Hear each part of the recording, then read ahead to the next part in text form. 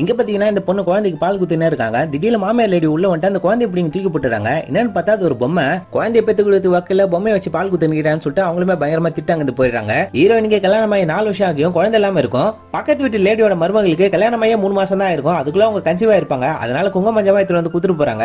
கல்யாணம் பண்ணி கூட்டு வந்து ஒரு காய்கற மரமா பார்த்து கல்யாணம் பண்ணிருக்க கூடாது, இப்படி ஒரு பொண்ணா பார்த்து கல்யாணம் பண்ணி வச்சிருன்னு சொல்லிட்டு இந்த லேடி பயங்கரமா திட்டாங்க போறாங்க. குழந்தை இல்லாதனால வீட்டுக்கு மடிப்பிச்சை வாங்க வைக்கிறாங்க. கோயில் உள்ள போனதுக்கு அப்புறம் அங்க பிரதேசனம் பண்ண வைக்கிறாங்க. அடி பூஜை எல்லாம் பண்ண வைக்கிறாங்க.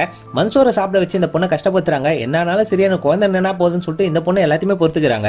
வீட்டு வேலையெல்லாம் முடிச்சுட்டு இந்த பொண்ணு ரொம்ப டயர்டா இருக்குன்னு சொல்லி பார்த்துருந்தா என்னடி எப்ப பார்த்தாலும் மூதேவி மாதிரி பார்த்துன்னு சொல்லிட்டு தலைக்கணை தூக்கி மூஞ்சி மேலே அடிக்கிறாங்க. மாமியார் லேடி சொன்ன மாதிரி அலங்காரம் எல்லாம் பண்ணிக்கிட்டு பூ வச்சுட்டு இந்த பொண்ணுமே உட்காந்து இருக்காங்க. அவன் புருஷங்காரன் வீட்டுல வந்த உடனே 10 நிமிஷத்துல பத்து தூங்கிடுறான். இந்த பொண்ணு தான் பிரச்சனை இருக்கு போல, அதனால தான் குழந்தை நிக்க மாத்து சொல்லிட்டு அவங்க பையனுக்குமே வேற ஒரு பொண்ணு பார்க்க ஆரம்பிச்சிடறாங்க.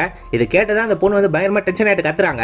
கல்யாணமான 3ஆம் மாசமே இந்த பொண்ணு கன்சீவ் ஆயிட்டு இருந்திருப்பாங்க. இந்த விஷயத்தை ஹஸ்பண்ட் கிட்ட எடுத்துட்டு போயிட்டு சொல்றாங்க. நம்ம 2 பேருக்குமே இப்பதான கல்யாணம் ஆச்சு, 2 வருஷம் கழிச்சு குழந்தைய பெத்துக்கலாம்னு சொல்லிட்டு அந்த குழந்தைய அபார்ஷன் பண்ண வச்சிடறான்.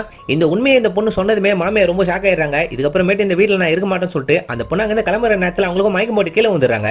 டாக்டர் கிட்ட கூட்டு போயிட்டு செக் பண்ணி பார்த்தா இந்த பொண்ணு கன்சீவ் ஆயிருக்காங்க.